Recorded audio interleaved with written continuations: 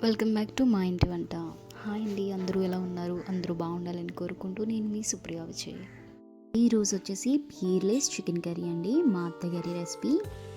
నేను ముందుగా స్టవ్ వెలిగించి కర్రీకి సరిపడా ఆయిల్ వేసుకుంటున్నాను. ఆయిల్ హీట్ ఎక్కిన తర్వాత పీర్లెస్ చికెన్ వచ్చేసి నేను కేజీ వరకు తీసుకొని శుభ్రంగా కడిగేసి వేసుకుంటున్నాను.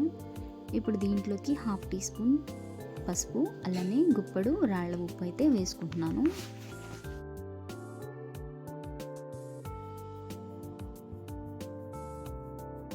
ఇప్పుడు ఒకసారి గరిటెతో మంచిగా మిక్స్ చేసేసి హై ఫ్లేమ్లో పెట్టి 10 to 15 మినిట్స్ వరకు అలా మూత పెట్టి వదిలేసేయాలండి. చికెన్లో ఉన్న ఎక్సెస్ వాటర్ అంతా వచ్చేస్తుంది. 10 మినిట్స్ తర్వాత చికెన్లో ఉన్న ఎక్సెస్ వాటర్ మొత్తం బయటకు వచ్చేసిందండి. ఇప్పుడు ఆ వాటర్ మొత్తం ఇంకిపోయేంత వరకు మనం స్టవ్ని హై ఫ్లేమ్లో పెట్టి కుక్ చేసుకోవాలి. నేనైతే మూత పెట్టి ఒక 5 మినిట్స్ వరకు మళ్ళీ అలా వదిలేసాను అనమాట.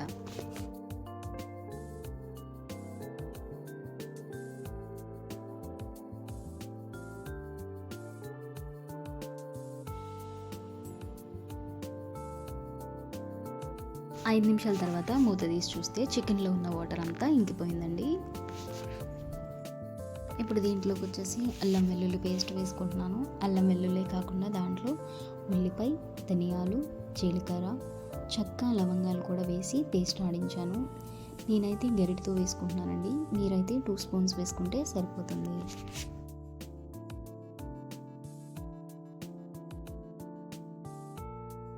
పేస్ట్ వేసిన తర్వాత అడుగంటిపోతూ ఉంటుందండి. హై టు మీడియం ఫ్లేమ్లోకి అడ్జస్ట్ చేసుకుంటూ మనం ఇలా తిప్పుకుంటూ ఫ్రై చేసుకోవాలి.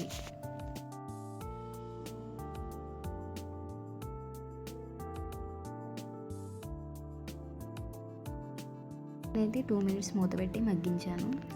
చూసారు కదా, కొంచెం లైట్గా అడుగంటింది అనమాట. ఒకసారి గరిటెతో తిప్పుకుంటూ ఫ్రై చేసుకోవాలి.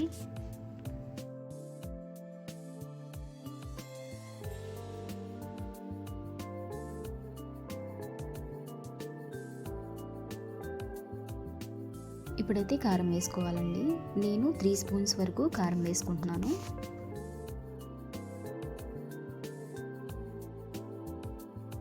కారం వేసిన తర్వాత ముక్కలకి పట్టేంత వరకు గరిటెతో తిప్పుకుంటూ ఫ్రై చేసుకోవాలి.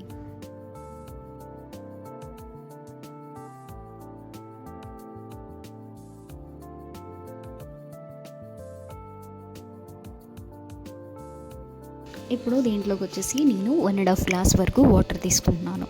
వాటర్ వేసి అంతా ఒకసారి మిక్స్ చేసుకొని ఉప్పు సరిపోయిందో లేదో ఒకసారి చెక్ చేసుకోవాలి.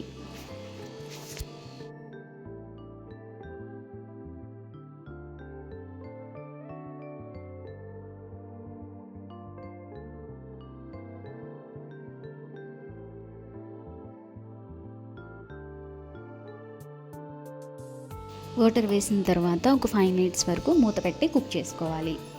5 మినిట్స్ తర్వాత ఇప్పుడు వచ్చేసి దీంట్లోకి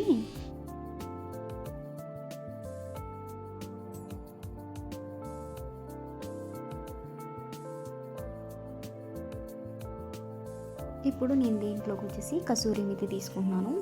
1 టేబుల్ స్పూన్ కసూరి మేతి తీసుకొని మంచిగా పౌడర్ లాగా చేసి వేసుకుంటున్నాను. మరో 2 మినిట్స్ వరకు మూత పెట్టి ఉడికించుకోవాలి.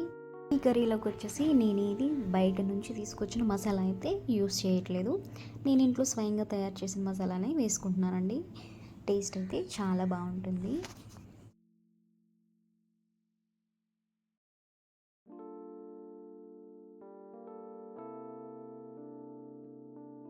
మసాలా వేసాక 2 మినిట్స్ మూత పెట్టి ఉంచుకోవాలండి.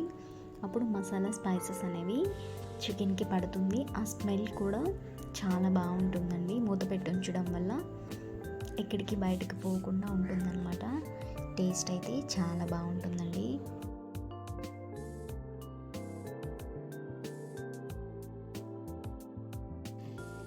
ఎంతో సింపుల్, అంతే టేస్టీగా ఉండి మా అత్తయ్య గారి రెసిపీ చికెన్ కర్రీ అయితే రెడీ అయిపోయింది.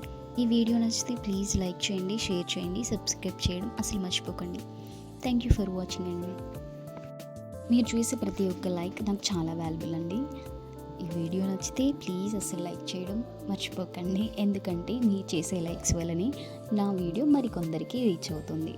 థ్యాంక్ యూ అండి.